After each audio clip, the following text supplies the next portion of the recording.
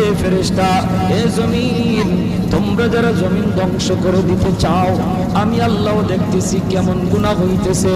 যেই মানুষ আমি আল্লাহ এত আদর করে বানাইলাম, আসমান আল্লাহ বানাইছেন কুন ফায়াকুন বইলা, ফেরেশতা আল্লাহ বানাইছেন কুন ফায়াকুন বইলা, জমিন আল্লাহ বানাইছেন কুন ফায়াকুন বইলা, কিন্তু আমারে আপনারে আল্লাহ পাক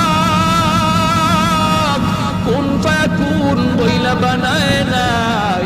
আমাকে আপনাকে যখন আল্লাহ বানাইছে, খালাকতু বিয়াদাইয়া, আল্লাহ বলে আমি আমার নিজের হাত দিয়া বান্দা বান্দিরে বানাইছি। কারণ এই চেহারার মধ্যে এত দামি কপাল, ওই কপাল দিয়া বান্দা আমার কুদরতি কদমে সাজদা দিবে। এই কপালটার এত দাম, এই কপাল কুন ফায়াকুন বললে হয় না, এই কপাল ফেরেশতাদের হাতে বানাইলেও হয় না, আমি আল্লাহ নিজের হাতে বানাইছি।